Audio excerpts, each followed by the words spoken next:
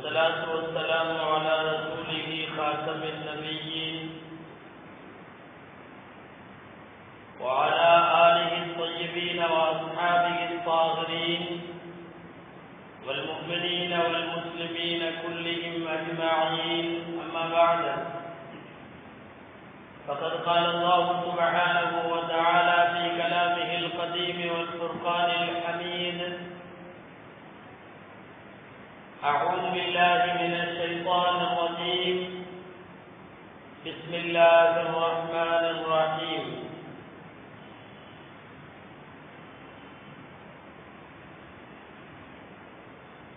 ونكتب ما قدموا وآثارهم وكل شيء أحصيناه في إمام مبين. صدق الله العظيم. وقال رسول الله صلى الله عليه وسلم: إن مما يلحق المؤمن من عمله وحسناته بعد موته علما نشره أو ولدا صالحا تركه أو مصحفا ورثه أو مسجدا بناه أو بيتا لابن السبيل بناه أو نهرا نجراه أو تصدق بها في حياته. صدق رسول الله صلى الله عليه وسلم. எல்லா புகழும் அல்லாஹ் ஜல்ல ஷானுஹு தஆலா ஒருவனுக்கே உரித்தாகுக. அருமைநாயகம் முஹம்மதுர் ரசூலுல்லாஹ் ஸல்லல்லாஹு அலைஹி வஸல்லம் அவர்கள் மீதும் அவர்களின் சத்திய வழியில் பின்பற்றி வாழ்ந்த சஹாபாக்கள், தாபிஈன்கள், தபஅ தாபிஈன்கள், அஸ்ஹாபுகள், அவுலியாக்கள், ஷுஹதாக்கள், சாலிஹீன்கள், நாதாக்கள், பெரியோர்கள், நல்லோர்கள் நம் அனைவர் மீதும் அல்லாஹ்வின் அன்பும் அருளும் என்றென்றும் நிறைவாக உண்டாவதாக. ஆமீன். அல்லாஹ் ஜல்ல ஷானுஹு தஆலா மறுமை வாழ்விற்கான முன் தயாரிப்பு களமாக உலக வாழ்க்கையை அமைத்து தந்து எதிர்கொள்ளும் மறுமைக்காக வேண்டி ஆக்கப்பூர்வமான பணிகளை இந்த உலகத்தினுடைய ஆயுளுக்குள்ளாகவே செய்து முடிக்க வேண்டும் என்கிற கட்டளையை திருக்குர்ஆனில் பல்வேறு இடங்களில் அல்லாஹ் நமக்கு வலியுறுத்துகிறான். அந்த அடிப்படையில் மறுமைக்கு செல்லுகிற போது நமக்கு என்ன அங்கே காத்திருக்கும் என்று சொல்லுகிற போது திருக்குர்ஆன் ஒன்றுக்கும் மேற்பட்ட பல இடங்களில் இப்படி சொல்லுகிறது: வமா துகத்திமு லி அன்ஃபுசிக்கும் மின் கைரின் தஜிதுஹு இன்தல்லாஹ். நீங்கள் என்ன நல்ல காரியத்தை இங்கே செய்திருந்தாலும் அல்லாஹ்விடத்தில் வருகிற போது அதற்கான நன்மையை, அந்த நல்லமலை நீங்கள் பெற்றுக் கொள்வீர்கள். இந்த உலகத்தில் செய்யப்பட்ட எந்த நல்ல செயலும் மறுமையில் அல்லாஹ்விடம் வருகிற போது அதற்குரிய நன்மை கண்டிப்பாக உண்டு என்பது இந்த திருக்குர்ஆனுடைய வசனம் வலியுறுத்துகிற செய்தி. எனவேதான் ஒவ்வொருவரும் வாழ்ந்து முடிக்க வேண்டும் என்று நினைப்பதை விட வாழுகிற காலத்தில் எதையாவது செய்து போனதற்கு பின்னாலும் பெயர் சொல்லும் எதையாவது வைத்துவிட்டு செல்ல வேண்டும் என்று நினைக்கிறோம். கபருக்கு போனதற்கு பிறகும் கூட துணைக்கு வரக்கூடிய செயல்கள் சில உண்டு. அவற்றில் எதையாவது செய்துவிட்டு மறுமைக்கு போகலாம் என்ற அடிப்படையில் தான் நல்ல மனிதர்கள் முயற்சிக்கிறார்கள். காரணம், ஒரு தீய செயலை செய்துவிட்டு கபருக்கு போனாலும் அதன் தீமை கபரிலே துரத்தும். நன்மையை விட்டுவிட்டு போனால் அதன் நன்மைகள் நம்மை நிச்சயமாக துரத்தும். திருக்குர்ஆனுடைய நாமெல்லாம் அறிந்திருக்கிற சூரா யாசீனின் அந்த வசனம், நஹ்னு நுஹ்யில் மௌதா, இறந்தவர்களை நாம் உயிர்ப்பித்து எழுப்புவோம், வனக்துபு மா கத்தமு வஆசாரஹும், அவர்கள் முன்னாலே செய்தவைகளையும் எதையெல்லாம் விட்டுவிட்டு போனார்களோ அந்த தடயங்களையும் சுவடுகளையும் நாம் பதிவு செய்திருக்கிறோம். எல்லாவற்றையும் நாம் கணக்கிட்டு வைத்திருக்கிறோம் தெளிவான அந்த புத்தகத்தில், லவ்ஹுல் மஹ்பூஸ் என்கிற புத்தகத்தில். எனவே உலகத்தில் விட்டு போவது என்ன என்பதை குறித்து மரணத்தை எதிர்நோக்குகிற மனிதர்கள் எல்லாம் அந்த கோணத்திலே சிந்திக்க வேண்டும். நாம் விட்டு போன தான தர்மங்கள், அல்லது நாம் விட்டு போன எதையாவது மனிதாபிமானத்திற்குரிய செயல்கள், நாம் விட்டு போன மார்க்க பணிகள் போனதற்கு பின்னாலும் நம்மை துரத்தி கொண்டு அந்த நன்மைகள் வர வேண்டும். அதற்கு ஏற்றாற்போல் இந்த உலகத்தினுடைய வாழ்வு களம் அமைய வேண்டும். அவெல்லாம் அடிக்கடி கேள்விப்பட்டிருக்கிற பிரபலமான நபிமொழி அது. மன்சன்ன சுன்னத்தன் ஹஸனத்தன், யார் ஒரு நன்மையான காரியத்தை தொடங்கி வைக்கிறானோ லஹு அஜ்ருஹா வ அஜ்ரு மன் அமில பிஹா பஅதா, அந்த நன்மையான காரியத்தை துவங்கி வைத்ததற்காக அதனுடைய நன்மையும் உண்டு. அந்த நன்மையை பின்வரக்கூடியவர்கள் எத்தனை பேர் செய்தாலும் அத்தனை பேருடைய அந்த நன்மையிலிருந்தும் இவனுக்கு பங்குண்டு. இவனுக்கு கொடுப்பதால் அவர்களுக்கு குறைக்கப்படாது. அதே போல அடுத்த வரி ஸல்லல்லாஹு அலைஹி வஸல்லம் சொல்லுகிறார்கள், மன் சன்ன சுன்னத்தன் ஸய்யிஅத்தன், ஒரு கெட்ட காரியத்தை தொடங்கி வைத்து நாம் அதற்கு முன்மாதிரியாகிவிட்டால் பின்னால வரக்கூடிய காலத்தில் எத்தனை பேர் அந்த தீமையை செய்வார்களோ அந்த தீமைகளிலெல்லாம் இந்த தீமையை துவக்கி வைத்தவனுக்கு பங்குண்டு. இவனுக்கு பங்கு கொடுப்பதால் அவர்களின் தண்டனைகளில் குறையவும் ஏற்படாது. இந்த ஹதீஸ் மிக தெளிவான நம் வாழ்வின் வரையறைகளை சுருக்கமாக்கி விடுகிறார். நீ நன்மையை துவக்கி வை, அவருக்கு பின்னால் உன்னை அந்த நன்மை துரத்தும். தீமையை துவக்கி வை, அதன் தண்டனை மன்னரையிலேயும் உன்னை துரத்தும், மறுமை வரை துரத்தும். பிரபலமான ஹதீஸ் நாம் கேள்விப்பட்டிருப்போம். மறுநாயகம் ஸல்லல்லாஹு அலைஹி வஸல்லம் சொன்னார்கள், ஆதமுடைய மகன் காபீல் முதல் கொலையை இந்த மண்ணிலே அவன் செய்த காரணத்தால் கான அலபினி ஆதமில் அவ்வல் கிஃபுலுன் மின் தமிஹா, உலகத்தில் எத்தனை கொலைகள் நடந்தாலும் அந்த இரத்தத்தில் அந்த ஆதமின் முதல் மகனுக்கு பங்குண்டு என்று சொல்லுவார்கள் ஸல்லல்லாஹு அலைஹி வஸல்லம். துவக்கி வைத்த ஒரு தவற்றின் ஆரம்பம் எங்கிருந்து வருகிறதோ அதற்கு பிறகு அந்த தவறை எத்தனை பேர் செய்கிறார்களோ அத்தனை பேருக்கும் அந்த தவறுகளிலே பங்குண்டு என்பார்கள் நபிகள் நாயகம் ஸல்லல்லாஹு அலைஹி வஸல்லம் அவர்கள். இந்த வரிசையில் தான் கபருக்கு போகிற போது இங்கு என்ன விட்டு போகிறோம் என்பது முக்கியமாகிறது. நமக்கெல்லாம் தெரியும், இறந்து போகிற மனிதனுக்கு 1/3 அவன் சொத்தில் அவன் யாருக்காவது தர்மம் செய்ய அனுமதி இருக்கிறது. மீதி பகுதிகளைத்தான் வாரிசுகள் பிரித்துக் கொள்ள வேண்டும். 1/3 அவனுடைய சொத்துல 1/3 மரணிப்பதற்கு கண் மூடுவதற்கு கடைசி வினாடியிலே கூட நான் இன்ன ஆடுகளுக்கு தர்மம் செய்கிறேன், அல்லது இன்ன நிறுவனங்களுக்கு நான் நன்கொடையாக கொடுக்கிறேன் என்று சொல்லிவிட்டு ஒருவன் மௌத்தாகலாம்.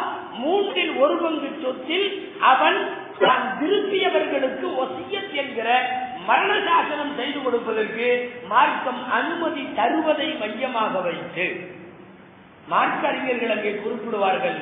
ஏனென்றால் இந்த கடைசி நேர தர்மம் கண்மூடுகிற நேரத்திலே 1/3 அனுமதி எதுவென்றால் அவன் மன்னரைக்கு போன பிறகு அந்த தர்மமாவது அவனை தொடர்ந்து வரட்டும் என்பதற்காக, அந்த தர்மம் அவனை தொடரட்டும் என்பதற்காக ஸல்லல்லாஹு அலைஹி வஸல்லம் இந்த வார்த்தையில் அதை சொல்லுவார்கள். இன்னல்லாஹ யதஸத்தகு இன்த மௌதிக்கும் ஃபி சுலுசி அம்வாலிக்கும், நிச்சயமாக அல்லாஹ் உங்களின் மௌத்துடைய நேரத்தில் உங்கள் பொருளாதாரத்தில் 1/3 உங்களுக்கு தர்மமாக தந்திருக்கிறார். இறைவன் தர்மம் தருகிறான். என்ன தர்மம்? நீ விரும்பியவருக்கு தர்மம் செய்து விட்டு வா, அதன் கூலியை கபரிலே வந்து பெற்றுக் கொள்ளலாம். உலகத்தில் எதை விட்டு போனாலும் அது கபருக்கு நம்மை துரத்தும். நன்மைகள் துரத்த வேண்டும் என்பதற்காகத்தான் எல்லாருமே போராடுவோம். சுமார் சிஹாஹ் என்கிற அறுபெரும் கிரந்தங்களில் 40 ஹதீசுகள் இதை மையமாக வைத்தே இடம்பெறுகிறது. மரணத்திற்கு பின்பும் மனிதனை துயரக்கூடிய நல்ல மனிதர்கள் எவை என்பதை குறித்து சுமார் 40 ஹதீசுகள். இப்னு மாஜாவில் பைஹக்கியில் இதெல்லாம் பதிவாக இருக்கக்கூடிய ஒரு நபிமொழி. நபிகள் ஸல்லல்லாஹு அலைஹி வஸல்லம் சொல்லுகிறார்கள், இன்ன மிம்மா யல்ஹகுல் முஃமின மின் அமலிஹி வ ஹஸனாத்திஹி பஅத மௌத்திஹி. ஒரு முஸ்லிமுக்கு அவன் மௌத்துக்கு பின்னால் அவனுடைய மன்னரைக்கு வந்து சேரக்கூடிய நல்ல செயல்களில் உள்ளது இதுவெல்லாம் என்று சொல்லி நாயகம் பட்டியலிடுகிறார்கள். முதல் செய்தி, இல்மன் நஷரஹு, அவன் பரப்பிய கல்வி. வலதன் சாலிகள் தரக்ககு, அவன் விட்டு விட்டு போன நல்ல குழந்தை, சாலிகான குழந்தை. அவன் முஸ்ஹபன் வர்ரதஹு, அவன் விட்டு விட்டு போன புத்தகங்கள், குர்ஆன் ஹதீஸ் போன்ற அல்லது மக்களுக்கு பயன் தரக்கூடிய நூல்கள். அவ் மஸ்ஜிதன் பனாஹு, அவன் கட்டி முடித்து விட்டு விட்டு போன பள்ளிவாசல். அவ் பைத்தல் இப்னி ஸபீலி பனாஹு, வழிப்போக்கனுக்கு அவன் கட்டி வைத்த ஆலயம், சத்திரம், போவோர் வருவோருக்கு பயனளிக்கும் விதத்தில் அவன் கட்டி வைத்த வீடு. இதற்கு பின்னால் அவ் நகரன் அஜ்ராஹு, அவன் மக்களின் குடிநீர் தேவையை கருதி ஏற்படுத்திய 6 குளங்கள். இவைகள் கடைசியாக நபி ஸல்லல்லாஹு அலைஹி சொன்னார்கள், அல்லது அவன் வாழ்க்கையிலே செய்த தான தர்மம். 7 பொருட்கள் சொல்லுகிறார்கள் ஸல்லல்லாஹு அலைஹி வஸல்லம். 7 செய்திகள் சொல்லுகிறார்கள். இந்த 7ம் வாடுகிற காலத்தில் பயனளிப்பதல்ல, மரணத்திற்கு பிறகும் கபர் வரை வந்து நம்முடைய வரவு செலவை மிக நல்ல முறையில் வைத்திருப்பதற்கான மன்னரைக்கு பிறகு உண்டான நன்மைக்குரிய செயல்கள். 7 செயல்கள். பரப்பிய கல்வி, விட்டு சென்ற நல்ல குழந்தைகள், விட்டு சென்ற புத்தகங்கள், அவன் கட்டிய அல்லது கட்டுவதிலே பங்கெடுத்துக் கொண்ட பள்ளிவாசல்கள், வருவோர் போவோருக்காக வேண்டி அவன் அமைத்துக் கொடுத்த ஆலயங்கள், இதில் சத்திரம், அனாதை நிலையம், இது போன்றவைகள் எல்லாம் அடங்கும். அல்லது அவன் ஓட வைத்த மக்களுக்காக வேண்டி குடிநீர் தேவைக்கு அவன் அர்ப்பணித்த 6 குளம். அதற்கு பிறகு கடைசியாக வாழ்க்கையில் அவன் செய்த தர்மம். இந்த 7ம் என்ன செய்யும் என்றால், மௌத்தா போனதற்கு பின்னால் உறவுகள் நின்று விடுவார்கள், சொத்துக்கள் நின்று போகும், உலகத்தின் எல்லா தொடர்புகளும் துண்டிக்கப்பட்டு போகும். தொடர்புகள் துண்டிக்கப்படுகின்ற அந்த அந்திம வேளையில் கை கொடுப்பது இந்த 7ம். ஏன் இவைகளை நீங்கள் விட்டு சொல்லக்கூடாது என்று கேட்பார்கள் ஸல்லல்லாஹு அலைஹி வஸல்லம். இந்த 7ல் மார்க்கம் சார்ந்த பணிகளும் உண்டு, மனிதநேயம் சார்ந்த பணிகளும் உண்டு. எதை துவக்கி வைத்தாலும் நன்மையாக இருந்தால் நன்மை கபருக்கு வரும், தீமையாக இருந்தால் தண்டனை கபருக்கு வரும், மறுமை வரை துரத்தும். முதல் செய்தியாக ஸல்லல்லாஹு அலைஹி வஸல்லம் சொன்னார்களே, பரப்பிய கல்வி. யாராவது ஒரு ஆயத்தை அல்லது ஒரு ஹதீஸை, ஒரு நல்ல செய்தியை, உங்களுக்கு தெரிந்திருக்கக்கூடிய மார்க்கத்தின் ஏதாவது ஒரு சட்டத்தை உலகத்தில் இருக்கிற யாருக்கேனும், உங்கள் வீட்டிலோ பக்கத்து வீட்டிலோ, நம்மோடு இருப்பவர்களோ பழகுபவர்களோ நண்பவர்களோ முஸ்லிமோ அல்லாதவர்களோ யாருக்காவது ஒரு கல்வியை, ஒரு மார்க்க அறிவை, ஒரு இஸ்லாமிய செய்தியை அடுத்தவர்களுக்கு எட்டி வைத்து விடுகிற போது அந்த நன்மை கபர் வரை புறத்து வருகிறார்கள் ஸல்லல்லாஹு அலைஹி வஸல்லம். கடைசி அவர்களுடைய ஹஜ்ஜில வைத்து பேசிய வரலாற்று புகழ்மிக்க அந்த ஹுத்பாவில் வருகிற வரி இது, நஸர அல்லாஹு இம்ரஅன் சமிஅ மகாலதி வவஆஹா வஅத்தாஹா கமா சமிஅஹா. அந்த மனிதனை அல்லாஹ் செழிப்பாக்கி வைப்பானாக. நாயகம் செய்த துஆ, அந்த மனிதனை அல்லாஹ் செழிப்பாக்கி வைப்பானாக. யார் என்னுடைய வார்த்தையை கேட்டு, என்னுடைய வார்த்தை என்றால் ஹதீஸில் ஏதாவது ஒரு ஹதீஸை கேட்டு அதை மனப்பாடம் செய்து அதை அடுத்தவர்களுக்கு எத்தி வைத்து விட்டால், கேட்டதை போலவே சொல்லிவிட்டால் அல்லாஹ் அந்த மனிதனை செழிப்பாக்குவானாக. அவன் இம்மையும் சரி, அவன் மறுமையும் சரி செழிப்பாகிவிடும். காரணம், அவன் பரப்பியது கல்விப்படி. லட்சத்திற்கும் மேற்பட்ட சஹாபாக்கள், லட்சத்திற்கும் மேற்பட்ட ஹதீஸ்களை வல்லுநர்கள், ஃபுகஹாக்கள் என்கிற சட்டமேதைகள் நீண்ட நெடுங்காலமாக மார்க்க அறிஞர்கள் செய்த சேவை என்ன தெரியுமா? கல்வியை பரப்புகிற பணி. காலம் போன பின்னும் நாமெல்லாம் மண்ணோடு மண்ணாய் மக்கி போனதற்கு பிறகும் கூட மறுமை வரை நமக்கு நன்மையை துரத்துகிற மாண்பிற்குரிய செயல் இந்த உலகத்திலே நடத்தப்பெறுகின்ற கல்விப்படி. ஸல்லல்லாஹு அலைஹி வஸல்லம் இரண்டாவது சொன்னார்கள், நீங்கள் விட்டு விட்டு போகிற சாலிகான குழந்தை. அங்கே நிபந்தனை இருக்கிறது, குழந்தையை விட்டு விட்டு போனால் பெற்றோருக்கு பலன் தராது. சாலிகான குழந்தையாக முன்விட்டு விட்டு போக வேண்டும். அந்த பெற்றோருக்காக கையேற்றுகிற துஆ செய்கிற பிள்ளைகளை விட்டு விட்டு போக வேண்டும். அந்த பயம்தானே பெரியவர்களுக்கெல்லாம். திருக்குர்ஆனின் முதல் ஜுசுவில வருகிறது.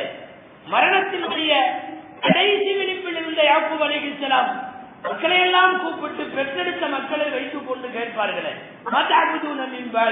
எனக்கு பின்னால நீங்க எல்லாம் யாரப்பா வணங்குவீங்க, உங்களுடைய வணக்கம் எப்படி இருக்கும்? அந்த எல்லா மக்களும் நீங்க போன பின்னாலும் உங்களுடைய மூதாதையர்களினுடைய அந்த அல்லாஹுவைத்தான் வணங்குவோம் என்று சொன்னதற்கு பிறகு திருப்தியோடு கண்ணை மூடுவதை பார்க்கிறோம். புகழுக்கு சொந்தக்கார இப்ராஹிம் அலைஹிஸ்ஸலாம் அந்த திருவில்லை இஸ்மாயிலை கூட்டிக் கொண்டு வந்து அப்துல்லாவிலே நிற்க வைத்து செய்த துஆ பிரபலமானது. ரப்பிஜால்னி முகீமஸ் ஸலாத்தி வ மின் ذُرِّيَّتِي ரப்பனா வ தகப்பல் துஆ. யா அல்லாஹ், என்னை தொழுகை உடையவனாய் ஆக்கு, என் சந்ததியையும் தொழுகை உடையவனாக ஆக்கு. தன்னுடைய மக்களுக்காக அவர்களுடைய வாழ்வை குறித்து துஆ செய்வதற்கு காரணம் என்ன தெரியுமா? கபருக்கு பிறகு நன்மை வேண்டுமானால் விட்டு விட்டு செல்லுகிற குழந்தை சாலிகாக இருக்க வேண்டும்.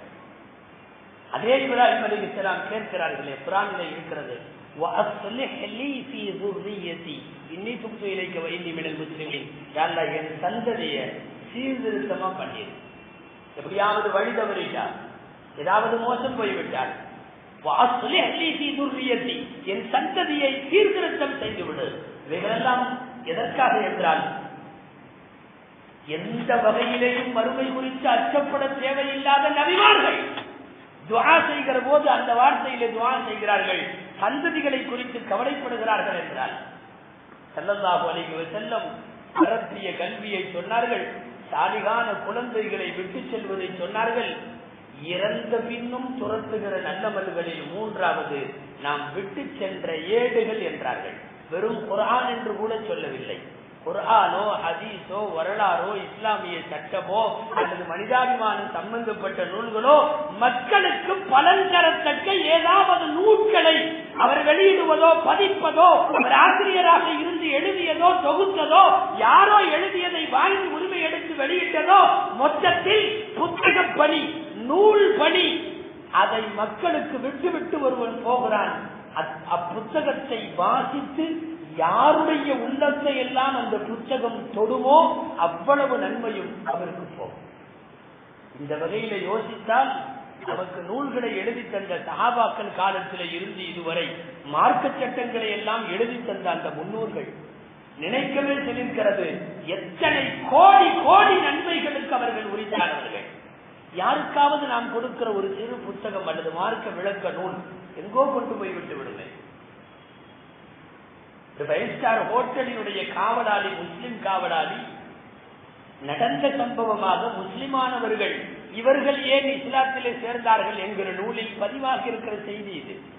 ஹோட்டல் காவலாளி தங்க வந்தவங்களுக்கு திருக்குர்ஆனுடைய டிரான்ஸ்லேஷனை கொடுத்து, இது எங்கள் மதத்தினுடைய முகத்தஸான கண்ணியத்திற்குரிய புத்தகம், இதை கவனக்குறைவாக கையாளாதீர்கள் சொல்லி யாரோ ஒரு கிறிஸ்தவரிடத்தில் ஒப்படைத்து விடுவார். இந்த கிறிஸ்தவர் லாட்ஜை விட்டு காலி செய்கிற போது வீட்டிலே கொண்டு போய் வைப்பார். மனைவியும் கிறிஸ்தவர், இந்த கணவரும் கிறிஸ்தவர். ஓய்வின் போது அந்த மனைவி தான் எடுத்து புரட்டினாள். முதல் வரி திருக்குர்ஆனை திறந்தவுடன் ஜாலிகல் கிதாபுல் ரைப ஃபீ, அல்ஹம்து சூராவிற்கு பின்னால் தொடங்குகிற முதல் செய்தி, இது வேதம், இந்த வேதத்தில் எந்த சந்தேகமும் உங்களுக்கு கிடையாது, எந்த சந்தேகமும் கிடையாது. இந்த கிறிஸ்தவ பெண்மணி சொல்லுகிறாள், நான் எத்தனையோ புத்தகம் படித்திருக்கிறேன். தொடங்கியவுடன் ஆசிரியர்கள் என்ன எழுதுவார்கள் தெரியுமா? மனிதன் என்ற அடிப்படையில் என்னுடைய எழுத்திலையும் தவறு இருக்கலாம், ஏதாவது தவறுகளை காண நேர்ந்தால் நீங்கள் எனக்கு சுட்டி காட்டினால், இதோ இது என்னுடைய தொலைபேசி எண், அலைபேசி எண் அல்லது என்னுடைய விலாசம், நீங்கள் அந்த தவறை சுட்டி காட்டினால் நான் அடுத்த பதிப்பில் திருத்திக் கொள்வேன் அல்லது ஏற்பட்ட தவறுகளுக்காக நான் வருந்துகிறேன் என்றெல்லாம் தான் எல்லா புத்தகமும் தொடங்கும். ஆனால் தொடங்குகிற போதே ஒரு புத்தகம் இதுல தவறும் கிடையாது, யாருக்கும் சந்தேகமும் கிடையாது என்று ஆரம்பிக்கிறது என்றால் இது நிச்சயமாக யாரோ மனிதனிடமிருந்து வந்ததாக தெரியவில்லையே என்று படித்தவர் 14 ஜுசுகளை தாண்டுகிற போது கலிமா சொல்லிவிட்டார். திருக்குர்ஆனில் இன்னமும் முழுமையாக முடியவில்லை. கணவருக்கு கொடுத்து கணவரும் படித்து 2 பேரும் கலிமா சொன்ன செய்தி கூட ஹோட்டல் தொழிலாளியில் வேலைக்காரனாக இருந்த குர்ஆனை கொடுத்து அவனுக்கு தெரியாது. யாரோ ஒருவன் கொடுத்தவன், யாரோ ஒருவன் யாருக்கு கொடுத்தானோ அந்த கிறிஸ்தவ குடும்பம் முழுக்க இஸ்லாமான செய்தி கூட தெரியாது. ஆனால் அவருடைய அந்த தொழிலாளியினுடைய கபருக்கு இதனுடைய நன்மைகள் எவ்வளவு கோடியாய் போய் சேரும் தெரியுமா? அருமைநாயகம் ஸல்லல்லாஹு அலைஹி வஸல்லம் அதைத்தான் சொல்லுகிறார்கள், இறந்த பின்னும் துரத்துகிற நல்லவன்களில் நல்ல நூல்கள் மிக முக்கியமான இடத்தை பெறுகிறது. ஸல்லல்லாஹு அலைஹி வஸல்லம் அடுத்து சொன்னார்கள், இதுவெல்லாம் பிரபலமான செய்திகள். அவர் பங்கெடுத்து கட்டிய பள்ளிவாசல், வழிபோக்கர்களுக்காக அவர் செய்த அந்த வீடு அல்லது ஆலயம் அல்லது சத்திரம் யாருக்காக கட்டி வைத்தாரோ, இதுவெல்லாம் மார்க்க ரீதியில் மட்டுமல்ல, மனிதாபிமான அடிப்படையில் பெரிய இபாதத். அந்த இபாதத்தின் வரிசையில் சொல்லுகிறார்கள், நகரன் நகரால் ஆறோ அல்லது குளம் வெட்டி அல்லது ஆறு ஓட செய்து பொதுமக்களுக்கு குடிநீர் பிரச்சனையை தீர்க்க வைக்கின்ற அளவுக்கு ஒரு சேவை செய்தால் கபருக்கு போன பிறகும் அவருக்கு வரும். சஹீஹுல் புகாரியுடைய ஹதீஸ், உலகத்தின் தர்மங்களிலெல்லாம் ஆகச் சிறந்த தர்மம் தண்ணீர் தர்மம். ஸல்லல்லாஹு அலைஹி வஸல்லம் சொன்னார். பிரபலமான சஹாபி சஅத் இப்னு அபீ வக்காஸ் ரலியல்லாஹு அன்ஹு, மூத்த சஹாபி. அவங்களுடைய தாயார் வஃபாத்தானப்போ வந்து நபி ஸல்லல்லாஹு அலைஹி வஸல்லம் இடத்திலே கேட்டார்கள், அல்லாஹ்வின் தூதரே, எனது தாயார் மூத்தாயிட்டாங்க, எனது தாயார் பெயரில் ஏதாவது ஒரு சிறந்த நல்ல காரியத்தை செய்ய வேண்டும் என்று நான் நினைக்கிறேன், அதுக்கு நான் என்ன செய்யட்டும் என்று சொன்ன போது நாயகம் சொன்ன பதில், அஃதலு ஸதகத்தி ஸக்யுல் மா, தர்மங்களில் எல்லாம் சிறந்த தர்மம் தண்ணீர் தர்மம் என்று சொன்னார்கள். அவர் அங்கே ஓடையை போல சிலவற்றை வாங்கி தன்னுடைய தாயார் பெயரிலே அவர்கள் அதை நன்மைக்காக சேர்த்தார்கள். வழிநெடுகளும் இப்படி நிறைய செய்திகள் உண்டு. மதீனாவில் குடிநீர் தட்டுப்பாடு, சுமார் 3 கிலோமீட்டர் தூரம் போய்தான் நல்ல தண்ணீர் கொண்டு வர வேண்டும் என்கிற கட்டுப்பாடு. ஒரே ஒரு கிணற்றில் நல்ல தண்ணீர் கிடைக்கும். அந்த கிணற்றுக்கு சொந்தக்காரன் ஒரு யூதன், ஒரு யகூதி.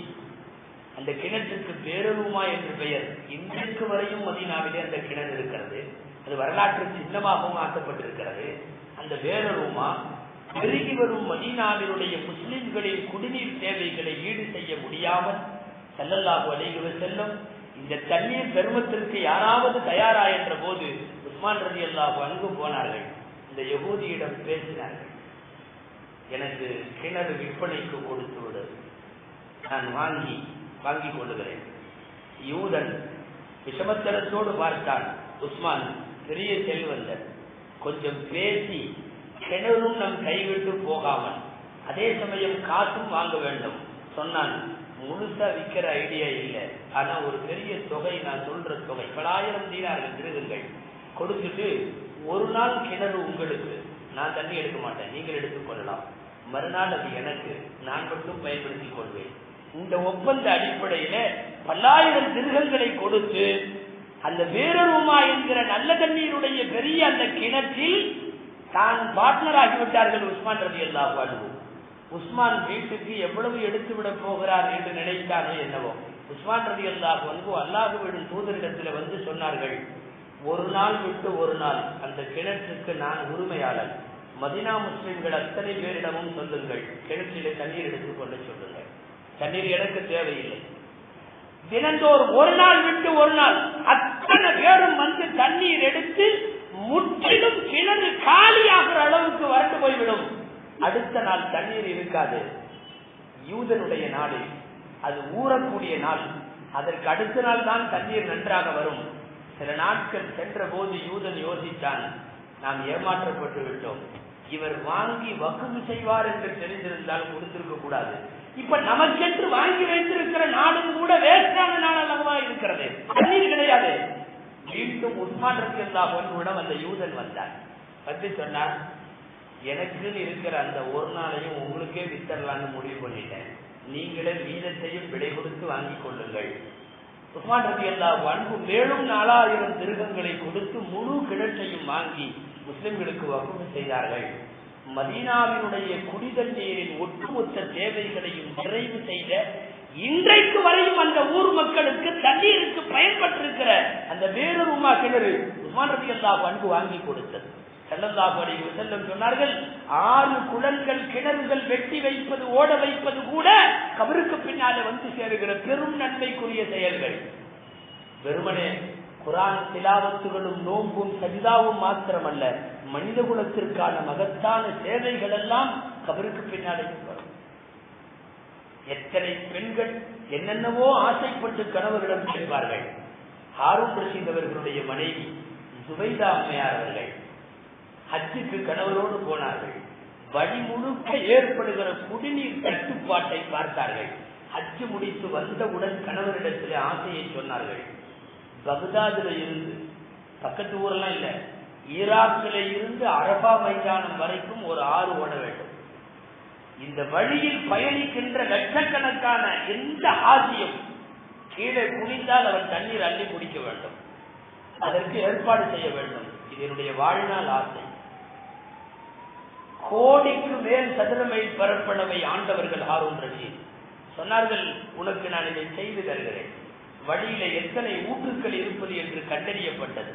ஆயிரக்கணக்கான அன்றைய முஹந்திஸ்கள் இன்ஜினியர்கள் அதில் இறக்கிவிடப்பட்டார்கள். 20 ஊற்றுக்கள் அடையாளம் காணப்பட்டு பக்தாதிலே இருந்து அரபாத் வரை இன்றைக்கும் இருக்கிறார். என்னைக்கு உருவாக்கி வைத்து எத்தனை 100 ஆண்டுகள், 900 வருஷத்திற்கு முன்னாலே ஒரு பெண்மணி உருவாக்கி வைத்த ஆறு இன்றைக்கும் அரபாவில நீங்கள் கெட்டில இருந்து பார்க்கிற தூரத்தில் நகர ஜுபைதா, ஜுபைதாவின் ஆறு என்று எழுதப்பட்டிருக்கிற, ஜுபைதாவின் ஊற்று என்று எழுதப்பட்டிருக்கிற இந்த தண்ணீர் தர்மத்திற்கு பின்னணியில் ஒரு பெண்ணினுடைய சதகா. ஸல்லல்லாஹு அலைஹி வஸல்லம் சொன்னார்கள், ஆறு தோண்டி வைத்தால், குளம் தோண்டி வைத்தால் கபருக்கு பின்னாலேயும் பொருத்தும். கடைசியாக சொன்னார்கள் ஸல்லல்லாஹு அலைஹி வஸல்லம், அவ் சதகத்தன் யதஸத்தகு பிஹா ஃபீ ஹயாத்தி, வாழ்க்கையிலே அவர்கள் செய்த தர்மம். யாருக்காகவா? வறியவர்களுக்காக, இல்லாதவர்களுக்காக, அனாதைகளுக்காக, ஏன் உறவுகளிலே உள்ள ஏழைகளுக்காக செய்யப்படுகின்ற தர்மம். ஸல்லல்லாஹு அலைஹி வஸல்லம் சத்தியம் செய்து 3 விஷயம் சொன்னார்கள் அல்லவா? தர்மத்தால் எந்த அடியானின் செல்வம் குறைந்து போய்விடாது. இதை நான் சத்தியம் செய்து சொல்லுகிறேன். அநீதத்தை பொறுத்து கொண்டவனுக்கு அந்த அநீதத்திற்கு பிறகு இறைவன் கண்ணியத்தை தான் தருவான். இதில் நான் சத்தியம் செய்கிறேன். யாசகத்தின் வாசலை எவன் திறந்து விடுகிறானோ அவனுக்கு வறுமையின் வாசலை அல்லாஹ் திறந்து விடுவான். இதில் நான் சத்தியம் செய்கிறேன். இந்த 3 விஷயங்கள் மீது நான் அல்லாஹ்வின் மீது சத்தியமிட்டு சொல்லுகிறேன் என்றார்கள் ஸல்லல்லாஹு அலைஹி வஸல்லம் அவர்கள். வாழ்க்கையிலே செய்யப்படுகின்ற தான தர்மம், இது போன்ற நன்மைக்குரிய பணிகள், இவைகள் எல்லாமே இந்த அனைத்து பணிகளும் கபருக்கு பின்னால் வரை வரும். அதிலும் குறிப்பாக தான தர்மங்கள். அல்லாஹு அக்பர். மறுமைக்கு போனதற்கு பிறகும் கூட ஆசிப்பவன் அதைத்தான் ஆசிப்பானா. குர்ஆனிலே வருகிறது, என்ன திரும்ப பூமிக்கு அனுப்பு, நான் போய் தர்மம் செஞ்சுட்டு வர்றேன். வேற ஒண்ணும் சொல்லல. காரணம் என்ன தெரியுமா? தர்மத்திற்கு உள்ள வேல்யூ என்ன என்று அங்கே அவன் பார்த்து விட்டார். தர்மம் செய்தவர்களுக்கு இறைவன் தருகிற வெகுமதிகளை குறித்து அல்லாஹ் அங்கே பார்த்து விட்டான். அதனால் ஆயுளை திரும்ப கேட்பவன், வாழ்வை திரும்ப கேட்பவன், உலகத்திற்கு ஒருமுறை அனுப்பி வையுங்கள் என்று சொல்பவன் எல்லாம் என்ன அனுப்பி வை, நான் தர்மம் செஞ்சு நல்லடியார்கள் அழைத்து வந்துடுறேன் என்றுதான் கேட்பானாம்.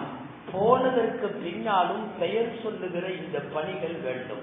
பரப்பப்படும் கல்வி, எழுதி வைக்கப்பட்ட நூல், செய்யப்பட்ட தர்மம், கட்டப்பட்ட பள்ளிவாசல், கட்டப்பட்ட விடுதி, வழிபோக்கர்களுக்கு, அனாதைகளுக்கு கட்டப்பட்ட விடுதி, தோண்டி வைத்த ஆறு மற்றும் குளங்கள், இவைகளெல்லாம் போனதற்கு பிறகும் நல்லவர்களுக்காக துரத்தும் என்றால் இருக்கிற வாழ்க்கையை அர்த்தப்படுத்திக் கொள்ள நாம் இவற்றில் எதை விட்டு போகலாம் என்பது குறித்து யோசிக்க வேண்டும். வெறும் ரூஹு விரிந்தது போய்விட்டார் என்பதை விட இவ்வளவு விட்டு போயிருக்கிறார் என்ற நன்மை பட்டியல் இருக்குமானால் மரணம் நன்மையாக அமையும். எல்லாம் வல்ல அல்லாஹ் ஜல்ல ஷானஹு தஆலா நம்முடைய இம்மை மற்றும் மறுமை 2 வாழ்க்கையையும் அர்த்தமுள்ள நல்ல ஆன்மீக வாழ்வாக எல்லாம் வல்ல இறைவன் ஆக்கி தருவாராக. ஆமீன். வாஹிரு தஅவானா அல்ஹம்துலில்லாஹி ரப்பில் ஆலமீன்.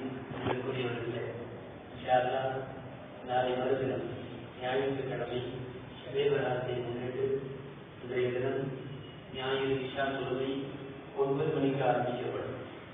இஷா தொழுகையை தொடர்ந்து பயான்கள் நடைபெறும்.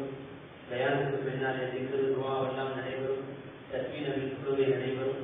அந்த இரவை ஹயாத்தாக்குவதற்காக நபிகள் நாயகம் ஸல்லல்லாஹு அலைஹி வஸல்லம் சொன்ன அந்த வார்த்தை குமு லைலஹா வ சுமு நஹாரஹா, அந்த இரவில் நின்று வணங்குங்கள், அந்த பகலிலே நோன்பு வையுங்கள் என்று சொன்னதற்கு இணங்க இந்த வரக்கூடிய ஞாயிறு மாலை திங்கட்கிழமை இரவு முழுவதும் இபாதத்துகளிலே இருக்கவும், அந்த இபாதத்திற்கு பின்னால் தொடர்ந்து வரக்கூடிய அந்த இரவில் நோன்பு நோற்பதும் சுன்னத்தாக இருக்கிறது. நோன்புக்காகவும் இபாதத்துகளுக்காகவும் இங்கே நடைபெறுகிற நல்லமல்களில் பங்கேற்பதற்காகவும் உங்களை தயார்படுத்திக் கொள்ளுமாறு கேட்டுக்கொள்ளப்படுவதோடு இன்ஷா அல்லாஹ் அடுத்த சனிக்கிழமை, நாளை சனியல்ல அடுத்த சனிக்கிழமை நம்முடைய இங்கே மதரசாவிலே கடந்த 2 ஆண்டு காலமாக நடைபெற்றுக் கொண்டிருக்கக்கூடிய ஜாமியா அல்குதா அரபிக் கல்லூரியினுடைய மௌலவி ஆலிம் பட்டமளிப்பு விழா இன்ஷா அல்லாஹ் மாலை அசரிலே இருந்து இரவு 9 மணி வரை நடைபெற இருக்கிறது. 13 மௌலவி ஆலிம்களுக்கு இங்கே நம்முடைய பள்ளிவாசலில் இருந்து பட்டம் கொடுக்கப்படுகின்ற மகத்தான அந்த நிகழ்ச்சி உள்ளூர் வெளியூர் தமிழகம் அறிந்த வரலாற்று மக்கள் பங்கேற்று உரையாற்ற இருக்கிறார்கள். அதே நேரத்தில் காலை 10:30 மணியில இருந்து ஒவ்வொரு வரைக்கும் நம்முடைய சிறுவர் குரான் மதரசாவை ஓதக்கூடிய 125 குழந்தைகள் அவர்களினுடைய மார்க்க நிகழ்ச்சிகள் இவைகளெல்லாம் காலை 10 மணி முதல் ஒவ்வொரு வரை நடைபெற இருக்கிறது. ஜமாத்தார்கள் அங்கு நடைபெறுகின்ற எல்லா விதமான இந்த மார்க்க நிகழ்ச்சிகளிலும் பங்கேற்பதற்காக தங்களை ஆயத்தப்படுத்திக் கொள்ளுமாறு கேட்டுக்கொள்ளப்படுகிறது.